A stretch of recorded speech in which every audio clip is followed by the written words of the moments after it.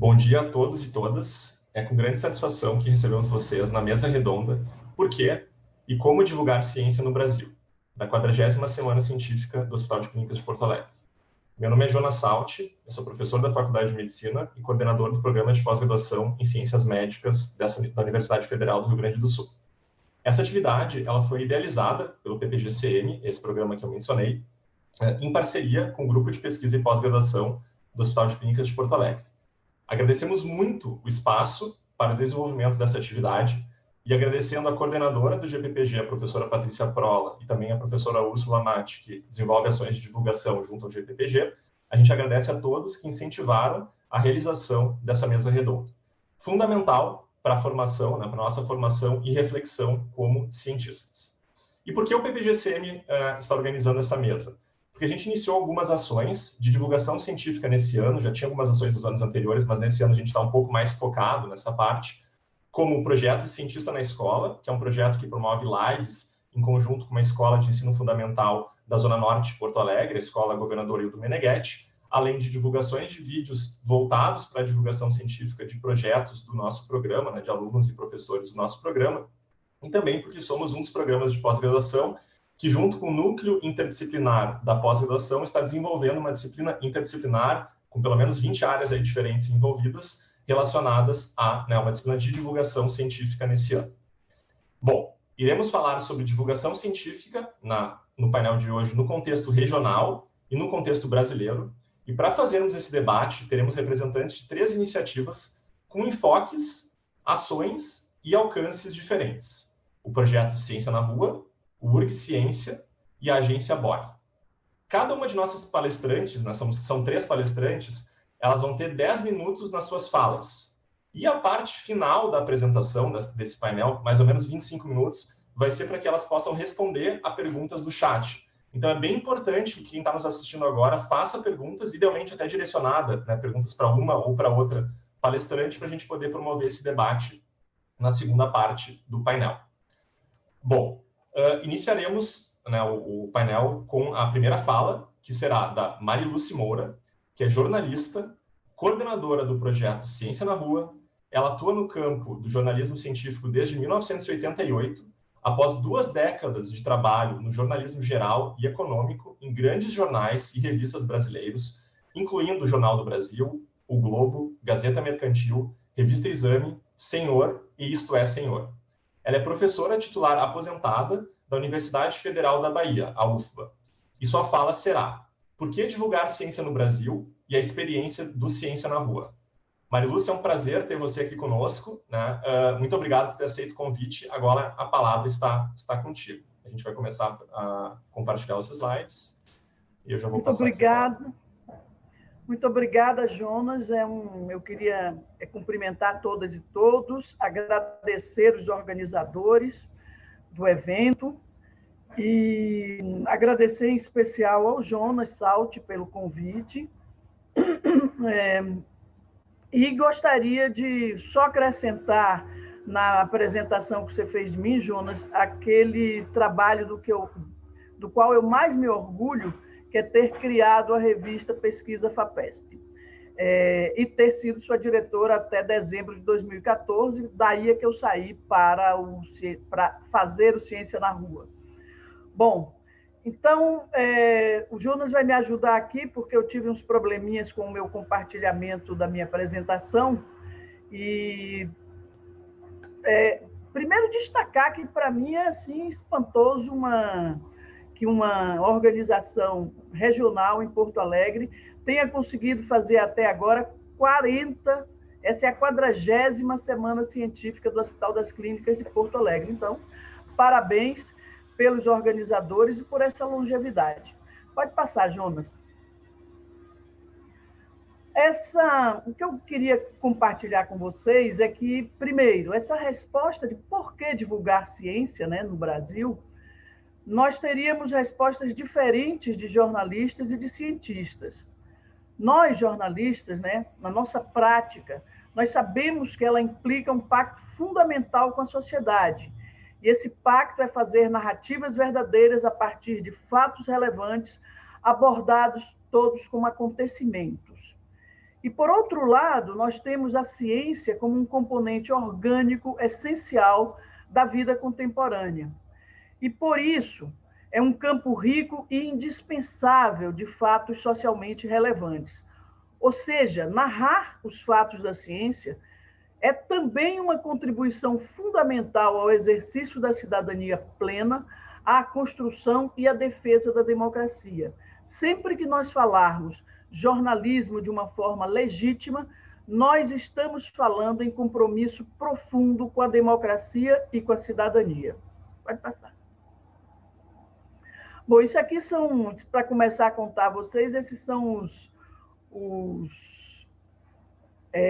as logomarcas do Ciência na Rua, a variação da logomarca do Ciência na Rua, e eu botei aí porque a criação é presente de uma artista plástica que eu tenho, pela qual eu tenho o maior respeito, a Mayumi Okuyama. Foi muito tempo diretora de arte da revista Pesquisa FAPESP. Ela se afastou no ano passado para uma experiência fora do Brasil, na Califórnia, e aí nós temos as possibilidades de uso da nossa logomarca. A ideia era mesmo ter algo que nos lembrasse os grafites, nos lembrasse os muros, nos lembrasse as ruas e as cidades. Vai passar. Pode ir.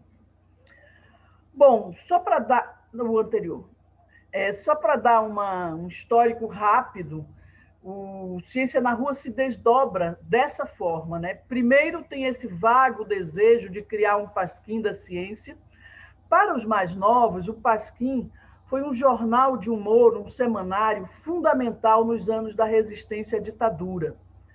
E eu ficava imaginando, ao passar pelos sinais de trânsito e ver sendo distribuído aqueles jornais de rua, o Destaque e o Metro, eu ficava imaginando como seria legal ter um jornal dedicado à ciência, um semanário, e que também tivesse ali na hora da distribuição aqueles malabaristas, ou em vez dos malabaristas, pessoas fazendo pequenos esquetes de materiais que estivessem no jornal ali na rua, para que as pessoas tomassem conhecimento. Bom, esse vago desejo vai tomando corpo, né, e forma até o lançamento do site Ciência na Rua em janeiro de 2015. Daí nós temos primeiro o apoio de pessoas físicas, né, amigos, apoiadores, e do programa Biota FAPESP, em 2016. Aí, logo em seguida, o CNPq e o Instituto TIM bancaram, via edital público, uma iniciativa especial para crianças de 7 a 10 anos, a exposição real e virtual Jogos de Luz. Depois nós tivemos esse auxílio do CNPq para assegurar a continuidade do projeto, um pequeno auxílio. Em 2019, foram os apoiadores individuais mesmo, os amigos, os responsáveis pela manutenção do Ciência na Rua, e foi aí que nós ganhamos um grant do Instituto Serrapilheira para 2020. Aí nós conseguimos nos aproximar deste objetivo de experimentar histórias em quadrinhos, podcasts, charges, outras narrativas experimentais, porque nós conseguimos pagar finalmente por esses serviços, né? E o que eu anuncio aqui agora para vocês é que já no próximo ano, em 2021, o projeto deve se tornar uma organização não governamental, uma associação, e aí o Instituto Ciência na Rua é que tem que sustentar o veículo Ciência na Rua e encontrar novos caminhos de expansão. Pode passar.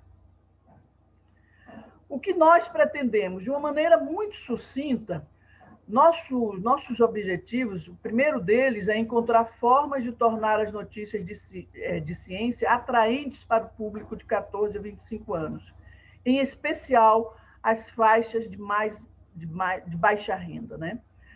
Nós também queremos estabelecer diálogos com esse público para, junto com ele, encontrar novas formas narrativas que permitam a expansão da cultura científica no país. Nós não acreditamos que, sem a cultura científica estar entranhada na cultura da população brasileira como um todo, que, de fato, ela comece a ter força, se espraiar e alcançar um outro patamar. Então, Mas, para fazer isso, esse diálogo e a absorção das formas narrativas que vem por proposta desse público com quem a gente está dialogando, essa absorção é fundamental. Então, nós estamos experimentando isso. E o terceiro objetivo é investigar que formas têm mais poder de comunicação, né? Mais eficácia, que formas narrativas dentre essas. E é a partir daí que a gente pode pensar na ideia de um modelo que possa ser replicado e não ficar restrito apenas à experiência do Ciência na Rua. Pode passar. Bom, como eu falei dessas formas, eu queria mostrar um pouquinho para vocês algumas coisas que algumas experiências, né, que nós fazemos. Todo dia tem novas postagens no site do Ciência na Rua, toda semana tem um boletim que é distribuído. Então, na nossa primeira página, um cartoon, na nossa home, um cartoon está lá se alternando com outros relatos, outras notícias, etc. Pode passar. Aqui nós estamos me parece que é o Facebook. Bom, nós temos uma presença nas redes sociais, nós sempre partimos de matérias relevantes, notícias relevantes de ciência, de dentro ou de fora do país, e a partir dela é que nós vamos construindo outros experimentos. Pode passar, Jonas, obrigada. Bom, aqui também, mais rapidamente, é o Twitter, né? Nós no Twitter. Pode passar. Isso foi um vídeo que nós fizemos, uma animação bem curta, para, neste momento, né, das vacinas, é uma animação explicando didaticamente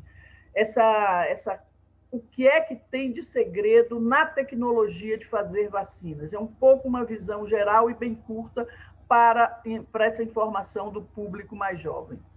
Adiante. Bom, nós damos muita importância mesmo aos quadrinhos, às charges, e esta figura, o Silva João, que tem sido um dos nossos maiores colaboradores, um dos colaboradores mais frequentes, desde que nós começamos em abril a ter, então, essa diversidade de materiais, o João ele consegue captar para a publicação do Ciência na Rua, assim que é publicada a charge dele, um número enorme de views, de curtidas, etc., ele é realmente uma figura bastante... ele tem uma quantidade de seguidores considerável. Pode passar? Aqui, essa é uma médica que é quadrinista também, a Bonacossa, e os quadrinhos dela, aqui tem só um quadro, mas os quadrinhos dela costumam ter também uma repercussão muito interessante. E aqui um assunto que estava em cima ali, que era importante em setembro, toda uma mobilização em torno, que é a depressão, gerou um quadrinho muito legal dela. Vamos adiante. Vai dar tempo. Mais um quadrinho aqui, né, em cima da vacina, né? Nós estamos todo o tempo muito ligados, claro que como nós somos um site de notícias de ciência, um site jornalístico, né? um veículo jornalístico, nós estamos todo o tempo muito ligados naquilo que é up-to-date, aquilo que está mesmo no noticiário. Então, mais um exemplo aí para vocês. Seguindo. Bom, isso aqui eu não sei se vocês conseguem ver bem, isso aqui é uma evolução que nós tivemos de abril para cá dos nossos seguidores e curtidas no Facebook. Nós estamos bem longe ainda do que nós nos propusemos a alcançar. Nós tínhamos 2.000 seguidores, algo assim, quando nós dissemos que nossa ambição era chegar em um ano a 30.000 seguidores. Em março já vai fazer um ano e a gente está ali ainda nos 4.500. A busca por este público mais jovem, periférico, etc., é uma busca bastante complicada que a gente pode discutir um pouco mais depois. De todo modo, essa evolução, de um lado, nos diz que dá para continuar batalhando por um aumento significativo, mas que vai ser difícil que a gente consiga dar grandes saltos assim, do jeito que eu tinha pensado, sair correndo, a não ser que a gente invente alguma coisa narrativa que viralize de uma maneira inesperada, mas a gente vai ter que ir crescendo desta maneira, passo a passo. Pode passar, Jonas. Isso aqui é uma história muito engraçada, bem rápido. Nós publicamos também uma narrativa chamada Ciência Monstruosa. Toda semana sai algum capítulo novo, e é um trabalho de um cientista argentino, e a adaptação, a tradução e a adaptação é toda feita pelo Tiago Marconi. São narrativas, algumas bem longas, sempre relacionando, desculpem, questões importantes no âmbito da ciência ao imaginário dos monstros, etc. É muito divertido. Eu achava que era para um público mais velho, mas a gente tem um leitor de 6 anos que é fixado nessa história da ciência monstruosa. Pode passar? Bom, eu não sei se a gente vai conseguir tocar esse... essa é a Claudine, e por conta do Jonas, que gosta muito desse nosso podcast humorístico, Ciência no Elevador, eu pus um pedacinho bem pequeno para vocês ouvirem de uma fala assim, rápida do meio de um dos podcasts da Claudine. Se conseguir tocar, Jonas, é agora a hora, senão a gente passa adiante.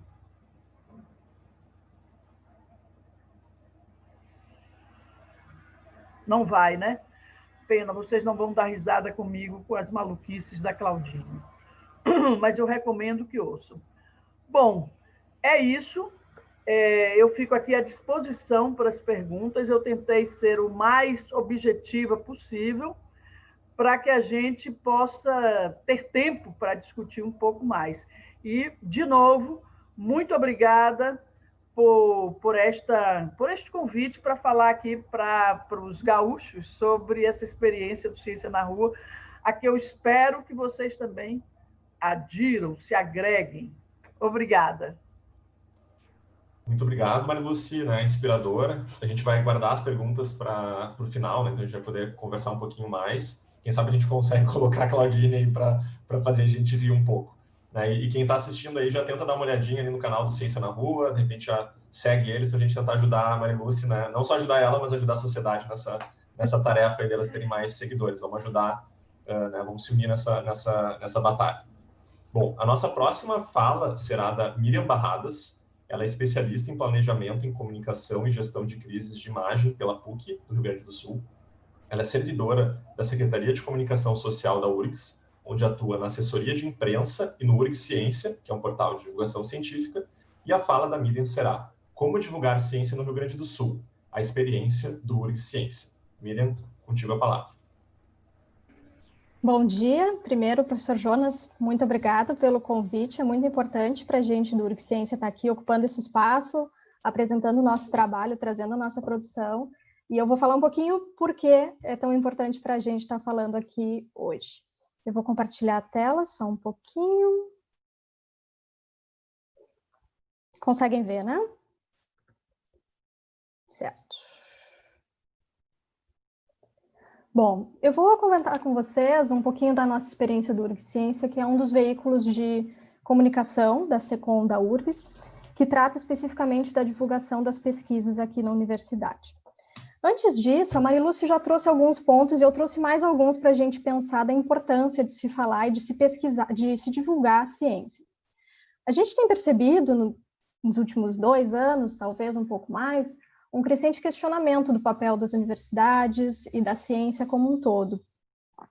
Outro ponto que, para mim, é bem importante é a ciência produzida no Brasil, ela tem muito financiamento público.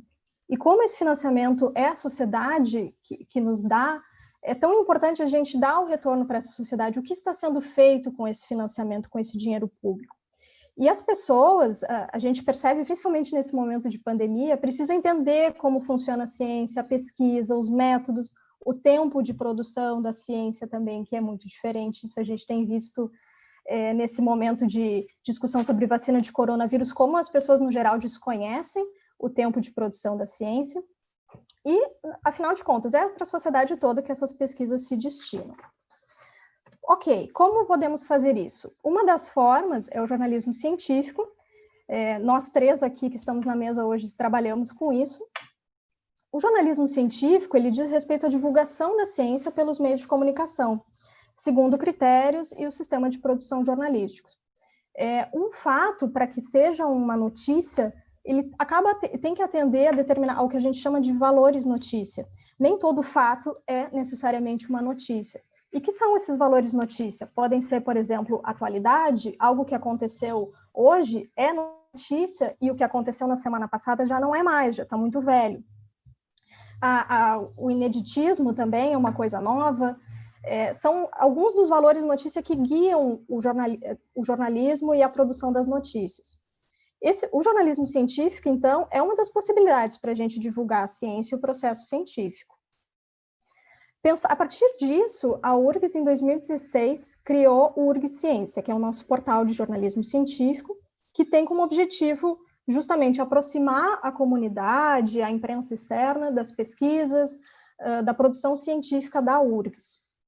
O URGS Ciência não é o único veículo de comunicação institucional que trabalha com ciência na URGS. A gente tem outros veículos ligados à SECOM, como o Jornal da Universidade, a rádio, a TV, que também trabalham com divulgação científica, obviamente em formatos um pouco diferentes, atendendo à especificidade de cada um. Por exemplo, o Jornal da Universidade costuma fazer discussões mais de pano de fundo da ciência, sobre financiamento, sobre pré-prints e coisas do gênero. Nós fazemos uma divulgação um pouco mais pontual das pesquisas que estão sendo feitas. O nosso público-alvo, então, é basicamente formado por pessoas interessadas em ciência e tecnologia, tanto dentro quanto fora da URGS. A gente trabalha, ou busca trabalhar, com todas as áreas do conhecimento.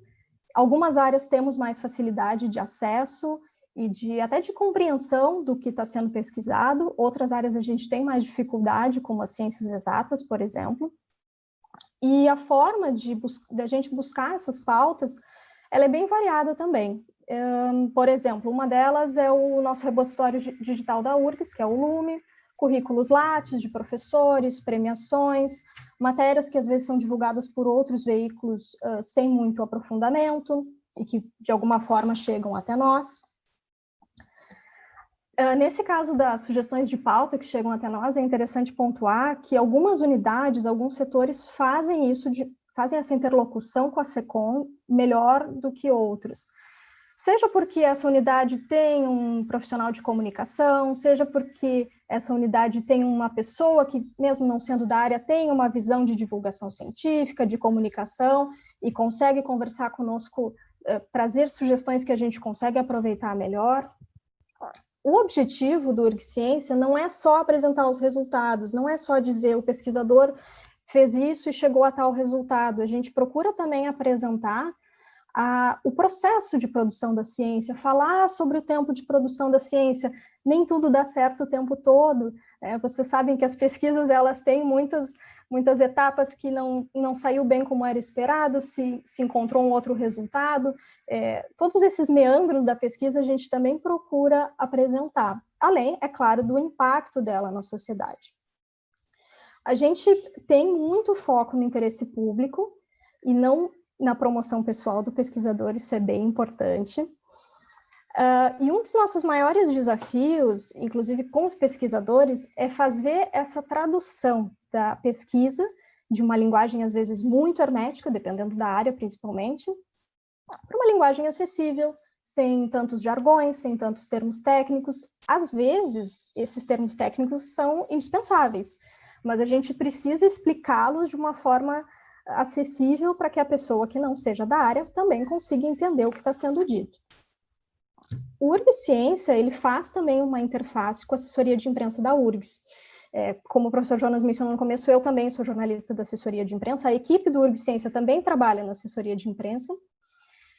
As matérias do URGS Ciência, então, elas são enviadas para a imprensa como sugestão de pauta, com os contatos do pesquisador, obviamente sempre com autorização dele. E as nossas matérias também são publicadas no portal URGS e nas redes sociais da universidade para terem uma maior repercussão.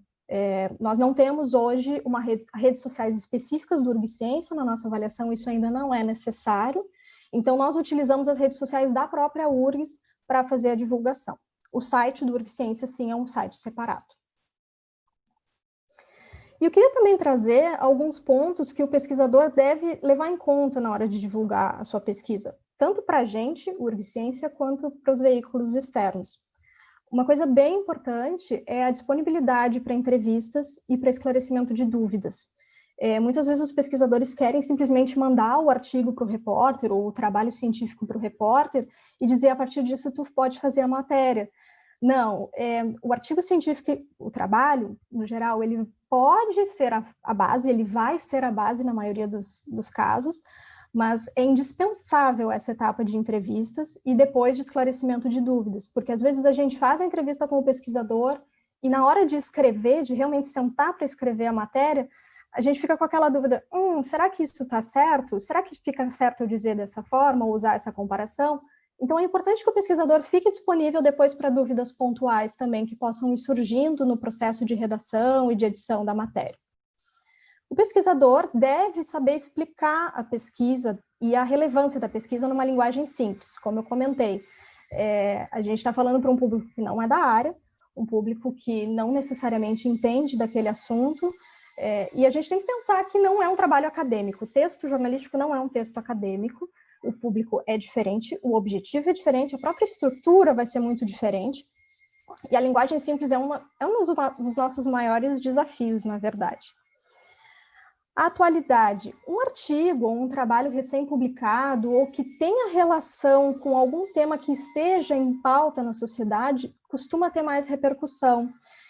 Isso vale tanto para um assunto que esteja sendo discutido por algum motivo, datas comemorativas também, a gente está no Novembro Negro, Novembro Azul, pautas relacionadas a essas datas comemorativas também costumam ter um gancho, para usar o jargão jornalístico melhor, e o pesquisador sempre pode enviar, ou, enfim, disponibilizar para o repórter fotos, ilustrações, vídeos que podem complementar o texto. Nesse ponto, é sempre importante também a gente ter atenção aos créditos e aos direitos de uso. Algumas revistas científicas têm algumas questões de direito autoral, de imagens e gráficos que têm que ser observadas pelo pesquisador. Isso vale para fotos também, procurar dar o crédito para o fotógrafo, quando for o caso. Eu queria trazer também algumas estatísticas aqui. Desde o lançamento do site, como comentei, foi 2016, a gente teve mais de 600 mil visualizações, e nesse ano a gente observou um crescimento interessante no número de acessos, talvez pela pandemia. Só nesse ano a gente teve mais de 150 mil visualizações, e a maioria dos nossos usuários vem de buscadores, simplesmente do Google, buscando por termos genéricos e acabam caindo no UrgCiência. E uma coisa que eu achei interessante de trazer, já que é um evento do Hospital de Clínicas, aqui a gente está num evento do Hospital de Clínicas, e basicamente com pesquisadores da área da saúde, é o interesse do público na área da saúde. Isso a gente percebe nas nossas estatísticas de acessos. As duas matérias mais acessadas do site são dessa área. Uma delas, que é a nossa campeã de acessos disparada sobre efeitos de Ritalina no cérebro em desenvolvimento, uma matéria do ano passado, que é um sucesso de público, continua sendo a mais acessada até hoje. As pessoas chegam nela muito pelo Google também. E do ranking das 10 matérias mais acessadas do site, 6 são da área da saúde. Então, acho que isso evidencia o quanto a sociedade se interessa por saúde, o quanto o pesquisador da área da saúde pode divulgar a sua pesquisa, porque vai ter público, vai ter interesse, vai ter uma boa repercussão, provavelmente. E quais são os nossos desafios hoje? São vários. Eu acho que os pesquisadores também vão entender que a gente tem muitos desafios e, às vezes, pouco braço ou pouco tempo para conseguir dar conta de tudo. Mas acho que um dos principais desafios que a gente tem hoje é aprofundar o relacionamento, seja com unidades acadêmicas, seja com outras iniciativas de divulgação científica que estão por aí na universidade e a gente, às vezes, não tem uma articulação com elas, outros veículos de comunicação institucional e a imprensa externa também.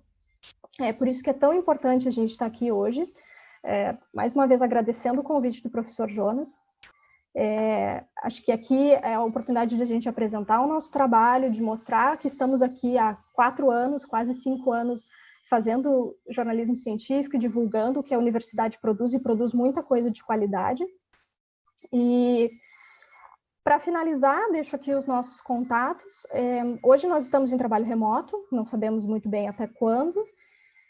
Então, o nosso contato acaba sendo basicamente pelo e-mail ciência@urgs, mas também deixo o nosso telefone quando retomarmos o trabalho presencial, não sabemos quando. E deixo também abaixo o meu e-mail profissional e fico à disposição para dúvidas e agora aguardo também as perguntas depois na parte do debate. Obrigada. Muito obrigado, Miriam, né, excelente a tua fala, né, e acho que o teu convite aí aos pesquisadores da área da saúde, já que, né, tem 6 das 10 matérias mais acessadas são da saúde, quem sabe, né, acho que as pessoas vão se incentivar um pouquinho mais aí a colocar seus trabalhos nos canais como URGS Ciência. Bom, a gente vai seguir, eu só gostaria de comentar para quem está nos assistindo agora, para fazerem perguntas no chat, a gente tem recebido muitos likes, curtidas ali, o pessoal cumprimentando o pessoal, Marilúcia, Miriam, mas poucas perguntas, tá? Então, se puderem colocar ali algumas perguntas, aproveitem, não é todo momento que a gente vai ter essas 3 pessoas para conversarem com a gente, tirarem nossas dúvidas e falarem sobre as suas experiências.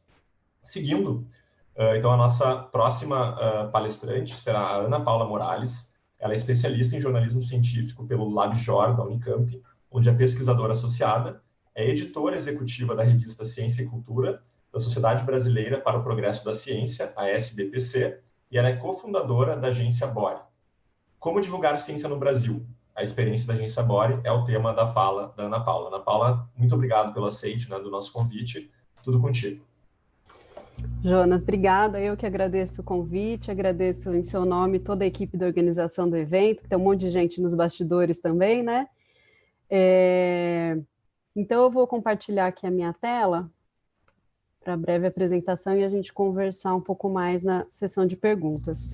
Bom, vou apresentar a Agência Bore, que é uma iniciativa que eu coordeno, junto com a Sabine Righetti, que é uma jornalista de ciência também, e o desafio, né, do porquê divulgar ciência, eu acho que a gente vai ver um pouco ao longo da apresentação.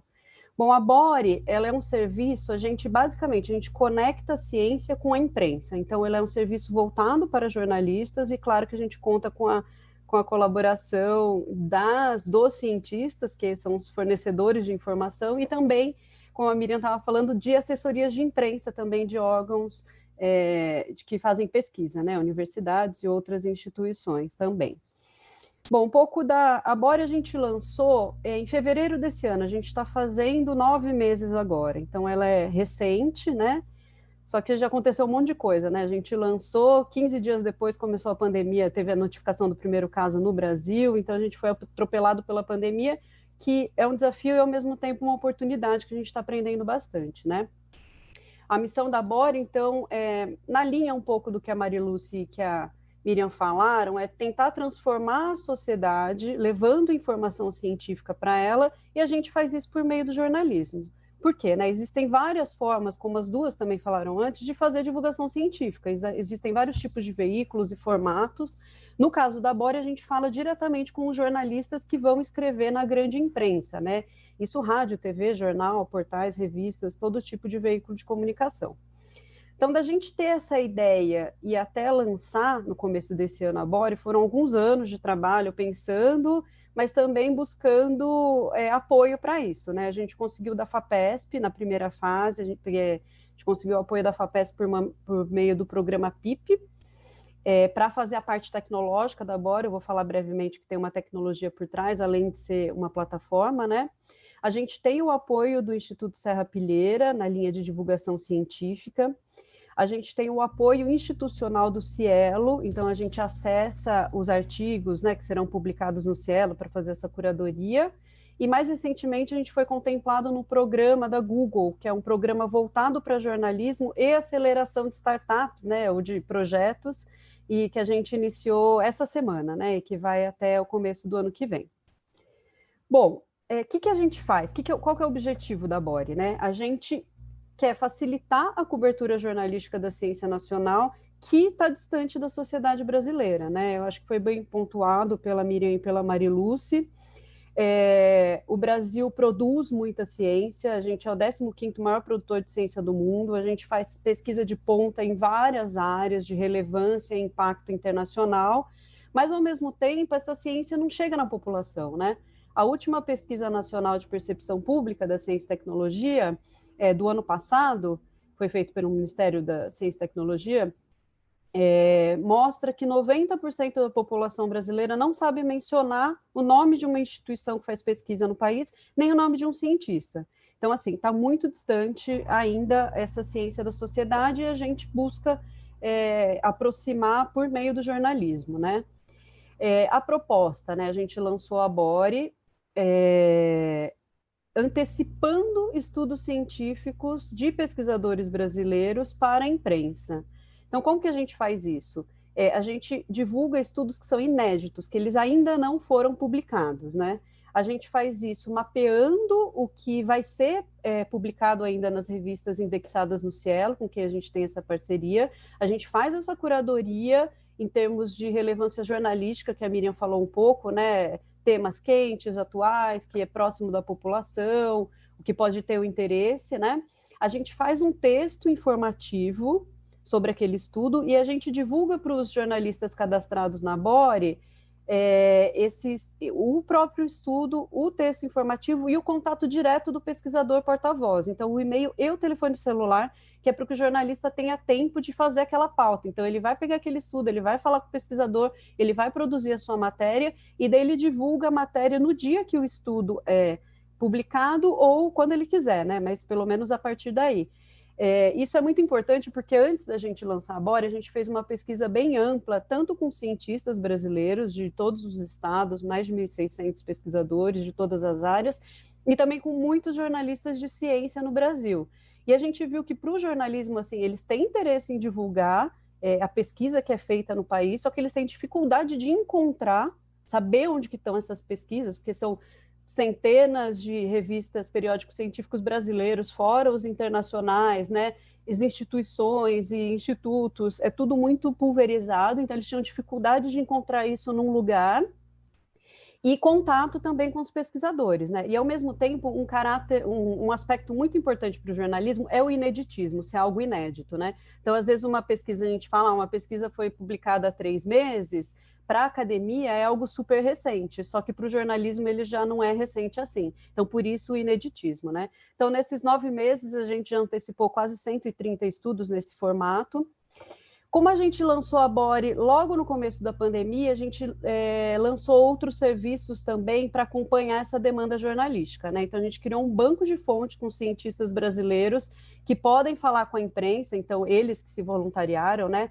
Principalmente para tratar de Covid, né, porque é o tema quente o tempo todo nos últimos meses, mas em vários aspectos, né, então desde virologia, saúde mental no isolamento, impactos econômicos, vacinas, vários aspectos, né, os cientistas estão falando com a imprensa, a gente já tem mais de 400 cientistas de quase todo o país.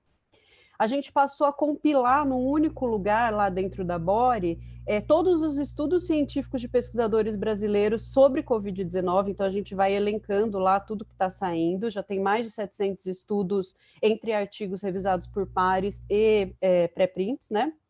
A gente também passou a publicar artigos de opinião de cientistas brasileiros, a maioria sobre análise relacionada à Covid-19, que a imprensa também pode publicar, né, replicar, ou falar com aquele pesquisador, porque a gente também divulga com um contato. Todas essas informações ficam numa área de acesso restrito para os jornalistas, né, porque são informações sensíveis, né, celular, de pesquisador, tudo.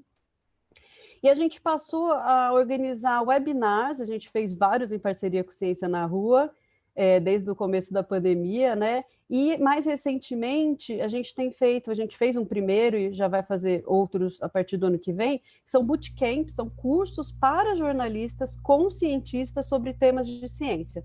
O primeiro que a gente fez acabou esse final de semana no sábado, ele derivou de um webinar Tira Dúvidas que a gente fez com o Instituto Questão de Ciência e o Sabin Vaccine Institute dos Estados Unidos, e acabou virando esse curso, né, que aconteceu, mais de 50 jornalistas participaram, foi muito legal. A gente já tem 1.431 jornalistas cadastrados na Bore, de todos os tipos de veículo, só não tem do Amapá ainda, a gente faz campanhas periódicas para que mais jornalistas façam parte da Bore.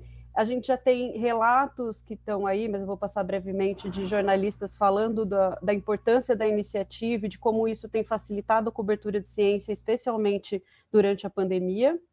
E a gente já tem uns casos bastante interessantes para encerrar, né? Teve que esse é um estudo divulgado no dia 2 de março, que era da revista, uma revista brasileira, acho que de saúde coletiva, que era um estudo que provavelmente ficaria guardado, né, no periódico e acessado por pares, né, mas que ele virou pauta de uma coluna da Cláudia Colucci na Folha e foi a matéria mais lida no dia na Folha de São Paulo, né, que era sobre o custo de um único medicamento para o SUS.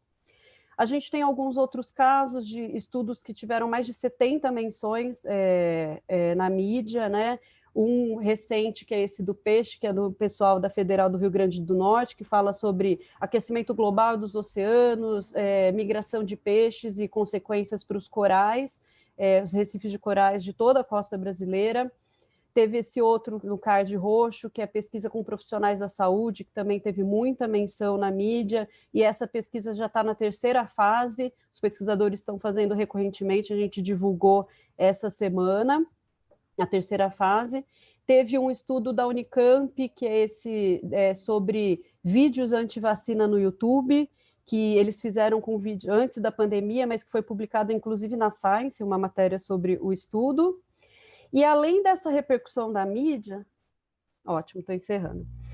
Além dessa repercussão na mídia, a gente tem visto um outro tipo de impacto na BORE, que nos deixa bastante felizes, e também os pesquisadores, que são impactos em políticas públicas, né? Então, aquele estudo anterior que eu mencionei, com profissionais da saúde, a pesquisadora foi chamada no governo federal para pensar junto questões orçamentárias da pandemia em relação aos profissionais da saúde. Essa divulgação na imprensa do estudo dela, aquele anterior que eu estou falando ainda, chamou a atenção de pesquisadores em Portugal e nos Estados Unidos, e agora ela está fazendo uma colaboração internacional, eles vão replicar esse estudo lá, então traz ganho, mostrar que a repercussão de um estudo não é só algo importante para a sociedade, né, para se aproximar da ciência, mas que traz retorno para o próprio pesquisador, para a pesquisa que ele faz e para enfim, outros projetos e parcerias. Esse que está aqui na tela é um estudo de uma pesquisadora da Unicamp, com pesquisadores também da Federal da Bahia e da Universidade de Miami, que ela viu o impacto de ter mulheres na política e uma redução na mortalidade infantil. Teve uma ampla repercussão também, ela foi chamada por um grupo que está sendo liderado pela deputada Tabata Amaral, mas que tem participação de várias outras lideranças, que incentiva a participação de mulheres na política. Ela foi chamada também para fazer parte de grupos que pensam políticas públicas para isso. Então, é um outro tipo de impacto, né, que a gente vê. Não é só inserção na mídia e mais popularidade, mas retorno para a sociedade de fato, que eu acho que, em última instância, é isso que o pesquisador busca, né? Não é só uma citação ou publicar um artigo, mas que o estudo que ele faz tem um impacto direto na vida da população.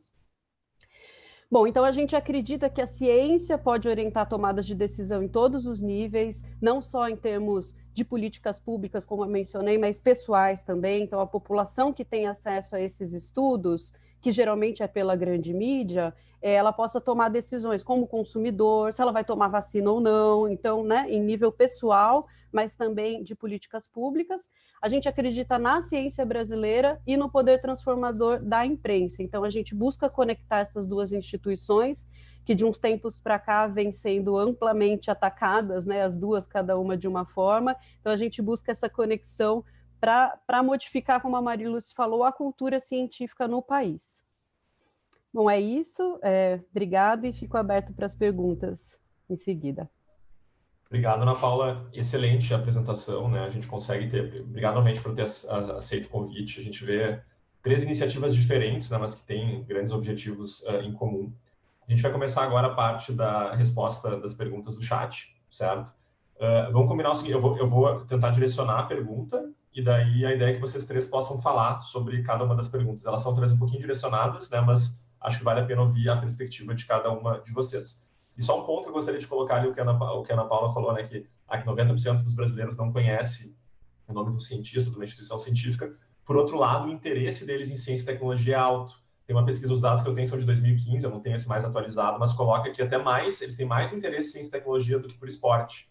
Então, acho que a gente tem um caminho grande aí pela frente para que as pessoas conheçam mais, né, o que é produzido no Brasil, mas não é por falta de interesse. Acho que tem outras questões que a gente vai poder conversar um pouquinho ao longo desse debate. A primeira pergunta é uma pergunta da Clarissa Taufer, e ela pergunta, acho que é um pouquinho mais direcionada para a Marilúcia, acho que a Marilúcia poderia começar e depois as demais seguem, que seria a seguinte: qual o público-alvo seria mais importante para divulgar a ciência, na opinião de vocês? E se a linguagem para públicos de idades diferentes, ela varia muito? A linguagem varia muito. É isso que a gente está tentando ver, qual é a linguagem adequada. Mas é o seguinte, de uma maneira geral, para mim, todos os públicos e toda a sociedade precisa saber sobre ciência, né? Agora, o que nós podemos fazer para obter assim, uma maior eficácia é dirigir para determinados públicos determinadas iniciativas, né, do jornalismo científico. Então, por exemplo, na revista Pesquisa FAPESP, quando nós fizemos uma pesquisa com o Instituto Datafolha sobre quem é que a gente, na verdade, atingia, nós vimos que, embora tivesse alguns alunos, alguns leitores na faixa de 17 até 22, 23 anos, o fundamental dos leitores da revista Pesquisa FAPESP se concentrava na faixa de 30 a 50 anos.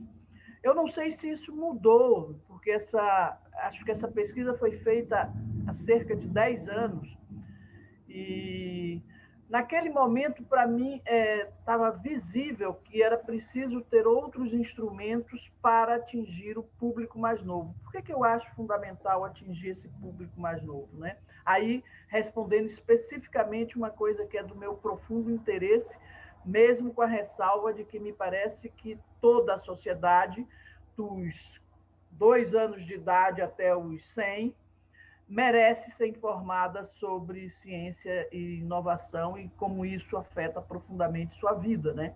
Cotidiana mesmo. Mas eu diria que esse público, primeiro, eu acho que a educação tem um papel fundamental na formação, na capacidade das crianças e dos adolescentes perceberem, entenderem como é que a ciência efetivamente influencia a vida humana contemporânea. Eu acho que um ensino de ciências assim, um pouco mais ligado na realidade das pessoas, faria um grande trabalho no aumento do letramento a respeito de ciência, digamos assim.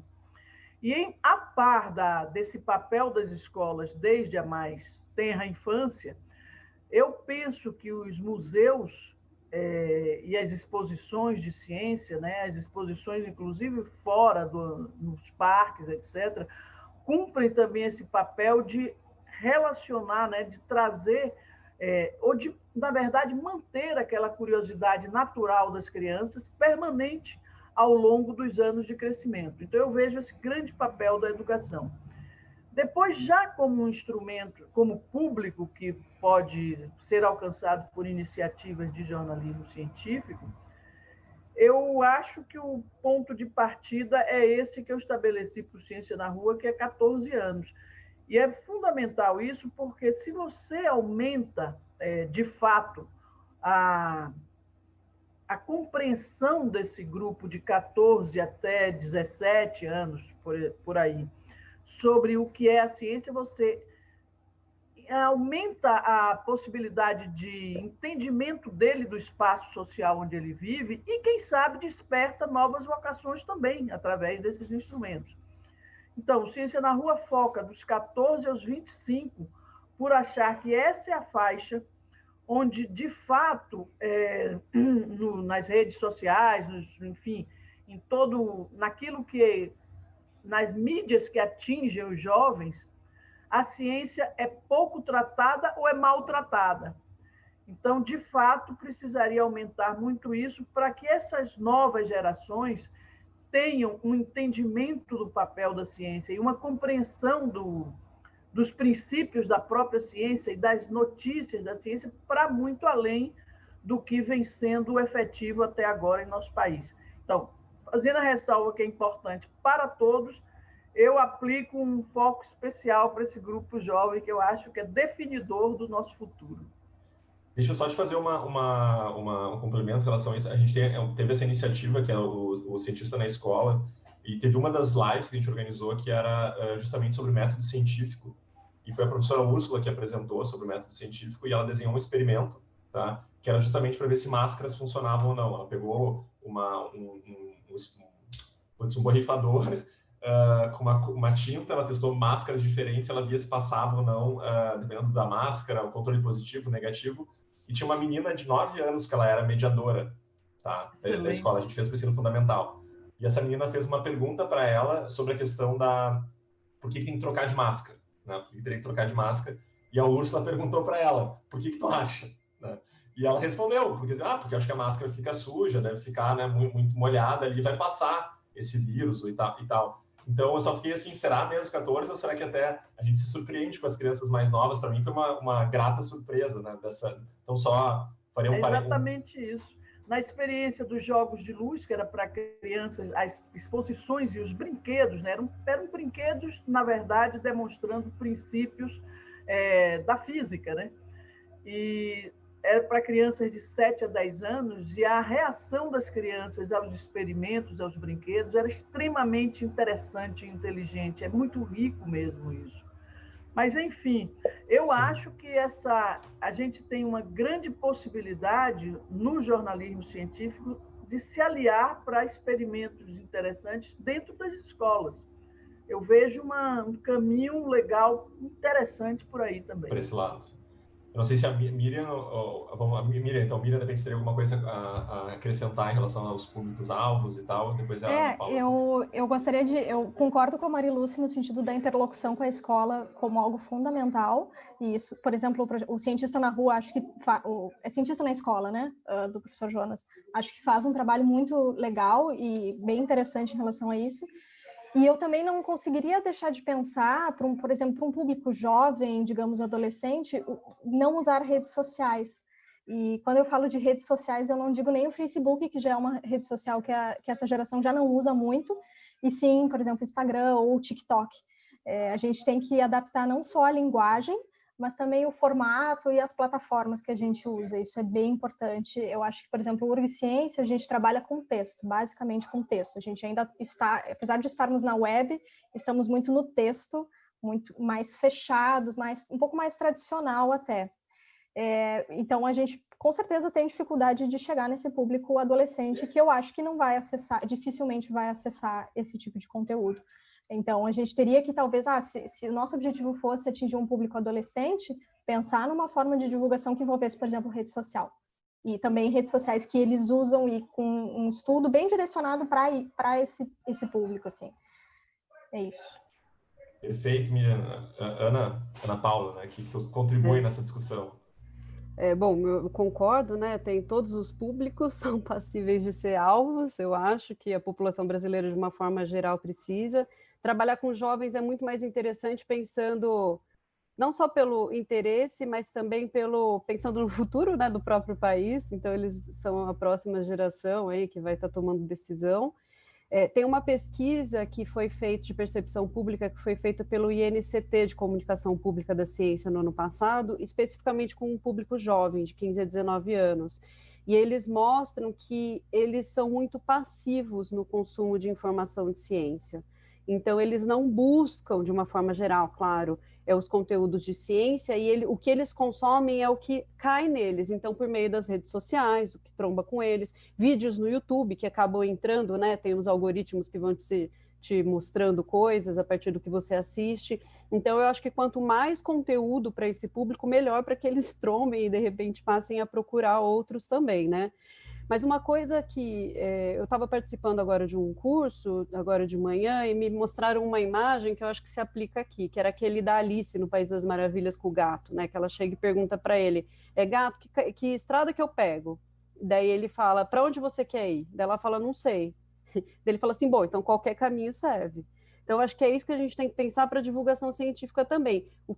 Quem que você, o público-alvo é a primeira definição, né? Assim, quem que você quer atingir? Então, isso que a Mariluz está fazendo é muito interessante, né? Testando os formatos para atingir esse público-alvo, porque não é simples, né? A gente sabe algumas premissas, mas nem sempre um tom funciona ou outro. Então, acho que a gente tem que ter isso muito claro para todo tipo de ação de divulgação científica, né? Para quem você quer falar, para achar como falar aquilo, né? Perfeito. Mas você acha que eu vou. Só tem outras perguntas do chat, eu não sei se a gente pode, daí a gente vai seguindo. O que tu quer fazer mais uma. Vai lá, complementa e daí depois eu faço outra pergunta. Complemento muito rapidinho. Falando dessa questão da escola com veículos jornalísticos, só uma experiência desta semana no Ciência na Rua.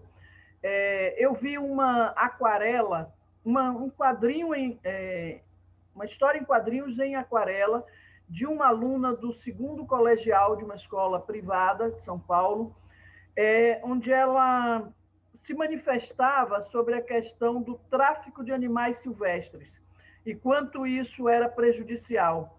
Quando eu vi, além de ter achado bastante bonito e interessante, eu achei que era um tema da maior relevância. E daí eu pedi para publicar no Ciência na Rua essa aquarela. E aí publicamos ontem.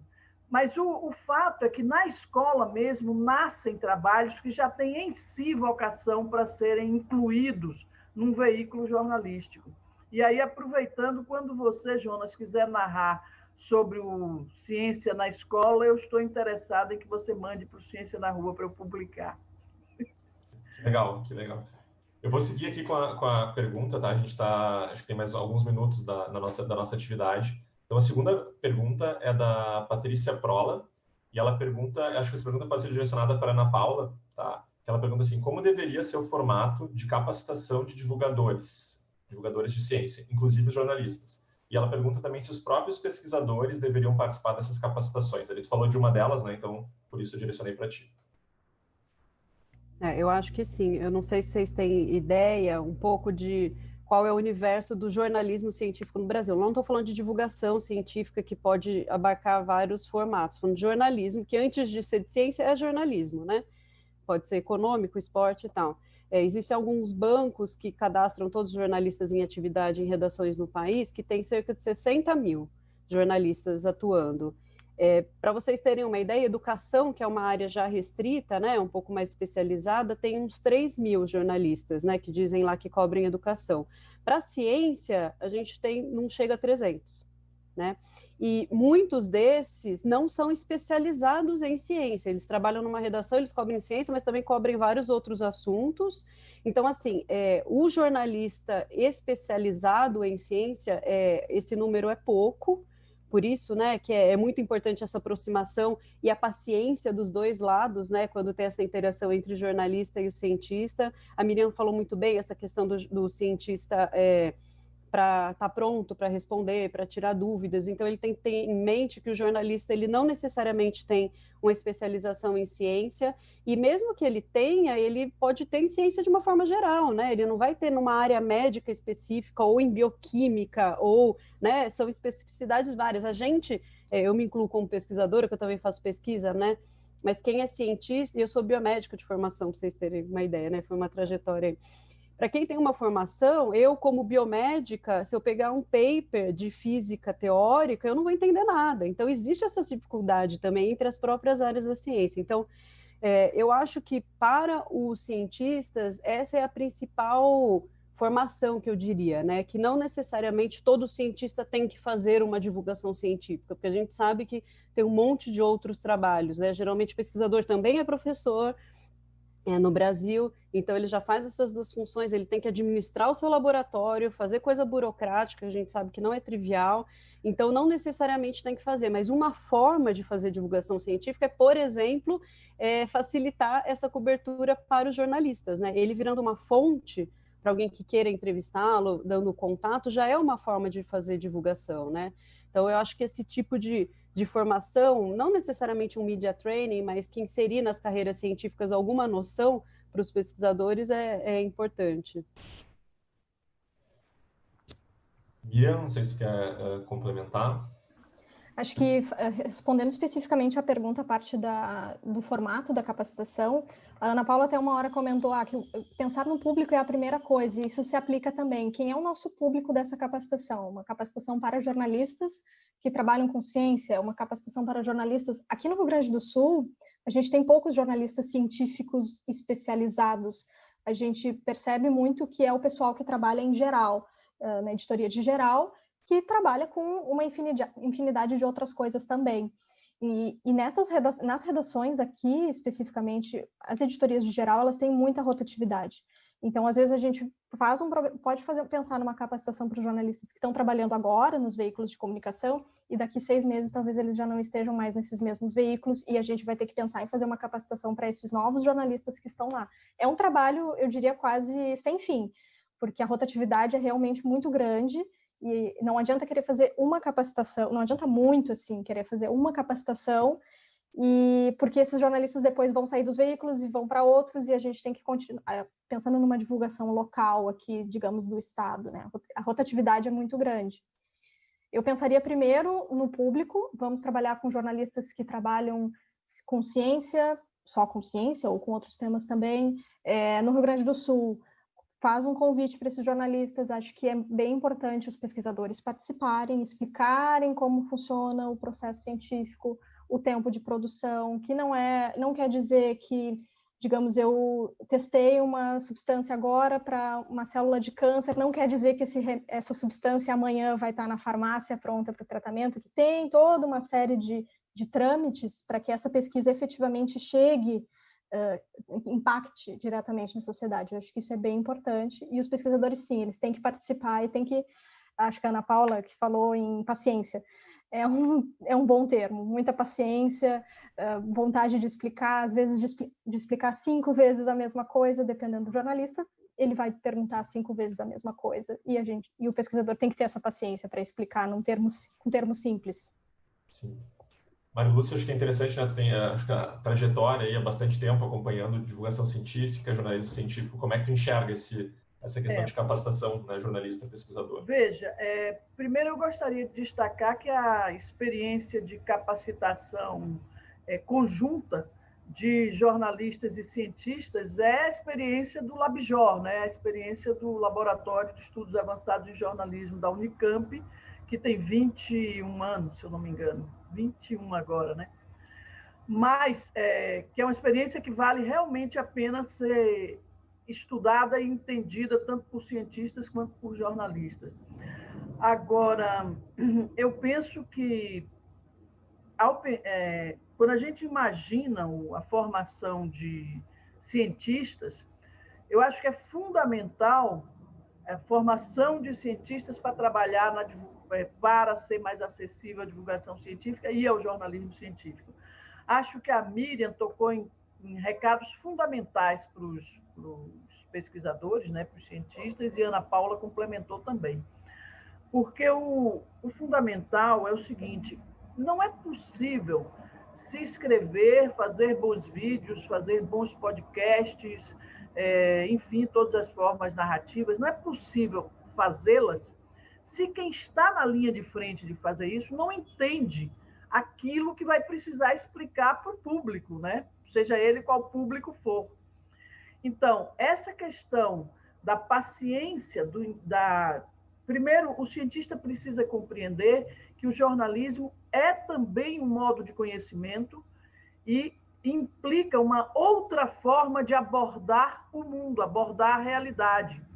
Então, a rigor, quando um cientista está explicando para um jornalista a metodologia e os resultados do seu projeto, o que está se dando ali é uma conversa transcultural. E se o jornalista não se apropriar daquilo que efetivamente o cientista está explicando, na hora que ele for escrever sobre isso, ou for fazer uma fala, ele não vai conseguir explicar, porque é preciso que eu, intermediário, me aproprie para passar para os outros, né? Então, esse trânsito é fundamental. Acho muito importante que os cientistas no Brasil possam entender que não é simplesmente que os jornalistas não entendem nada, erram muito, bagunçam conceitos. Não. Se trata de que o jornalismo é uma linguagem e é um modo de conhecimento próximo do senso comum.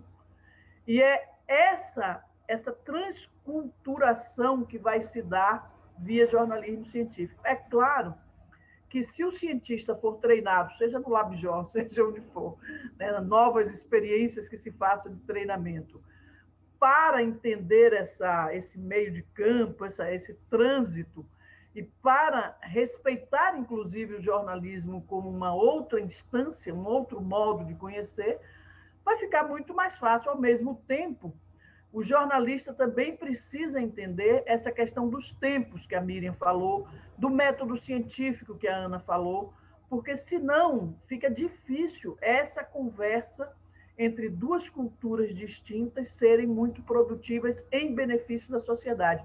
Elas precisam ser fecundas, elas precisam ser férteis, porque é em benefício da sociedade como um todo. Mas é isso, eu acho que tem que ter isso mesmo, paciência, abertura para o outro, abertura para o diferente, é por aí. A gente tem tempo para mais uma pergunta, tá? A gente vai até meio-dia e 15. A outra pergunta, eu vou tentar juntar, né, uma informação, seria, acho que mais relacionada um pouquinho ao momento que a gente está vivendo, né? Então, essa questão um pouco da pandemia, da questão das fake news, né, de ciência acelerada e tal, questões relacionadas a oportunidades e ameaças desse momento para a divulgação científica. E a pergunta específica relacionada a isso seria justamente relacionada a fake news, né? Se vocês, nesses canais de divulgação que vocês participam, se vocês já tiveram que desmentir fake news científicas e como é que foi esse processo. Então, acho que pode ser a Miriam começando, né, para a gente fazer cada uma vez um começou. Então, a Miriam pode começar e depois a gente passa a bola aí para as colegas dela. Tá. No UrgCiência já pensamos em fazer isso, como eu comentei com vocês na apresentação. Temos muitas ideias, vontade de fazer muita coisa e, infelizmente, nos falta braço, às vezes, e equipe. Já pensamos, mas até o momento não fizemos. A gente entende que essa desmentir fake news requer, às vezes, um tempo de produção um pouco mais acelerado para que não se perca esse timing, porque, de repente, tu leva um mês para fazer uma matéria desmentindo uma fake news que está rolando agora, já se perdeu. A fake news já foi substituída por outra nesse meio tempo e a gente está lá falando de uma coisa que já está muito atrasada. Atualmente, no UrgCiência, a gente não faz isso por enquanto. Pode ser Ana Paula?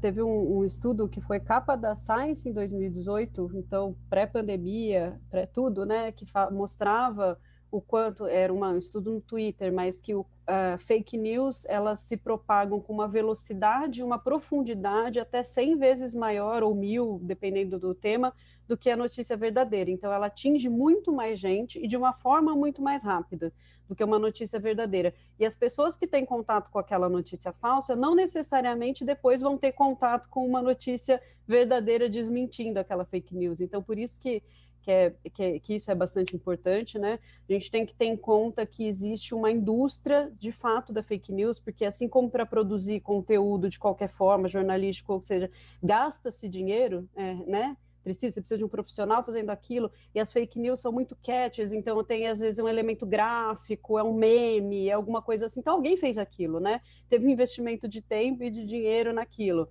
Então, é bem importante que a gente ofereça conteúdo verdadeiro, né, para que chegue nas pessoas antes das fake news, se possível. Na Bore, a gente não produz conteúdo, né? A gente faz os textos informativos, mas a gente faz essa conexão com a imprensa. Tem muito jornalista cadastrado lá que é de agências de fact-checking, né, que a gente fala que são essas verificadoras.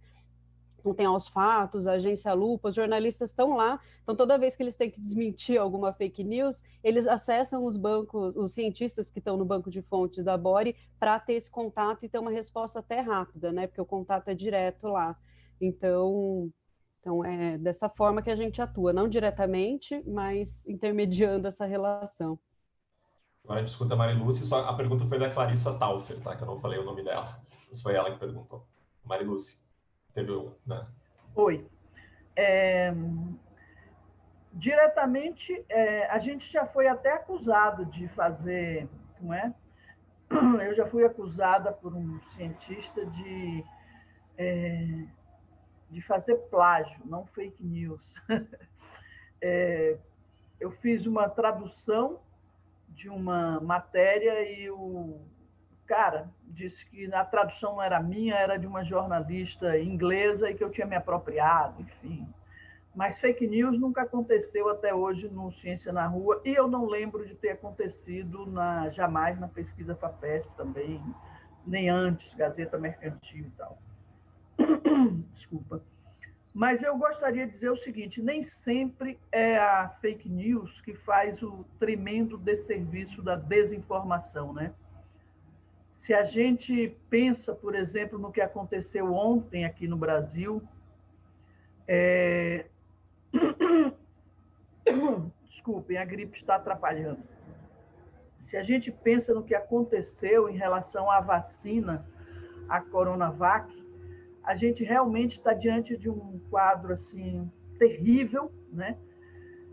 De um fato assim abominável, baseado numa fala que não chega a ser um fake news, é um comentário irresponsável mesmo, de um presidente da República e de uma atitude de uma agência de vigilância sanitária que deveria ter assim um maior compromisso com a seriedade das coisas ligadas à saúde e que cria toda uma suspeita em cima da vacina que vem sendo desenvolvida, que vem sendo objeto do trabalho do Instituto Butantan. Ou seja, ao lado das fake news, pura e simplesmente, você tem ações políticas deliberadas para destruir a confiança naquilo que nasce da informação científica, da capacitação científica do país. E você tem isso no Brasil, você tem isso nos Estados Unidos, mas ontem realmente a coisa chegou ao ponto do absolutamente chocante, tanto que foi essa questão em cima da Coronavac terminou sendo assim até manchete mesmo principal de jornais, além de ocupar um enorme tempo das TVs, etc. Então, ao lado das fake news, você tem hoje esses ataques de variadas formas, com estratégias extremamente sofisticadas, aos fatos científicos, né? E à divulgação dos fatos científicos corretamente. Então, é um tempo que a gente precisa, de fato, tomar muito cuidado em relação a essa indeterminação entre mentira e verdade que circunda, que se espraia na sociedade, né?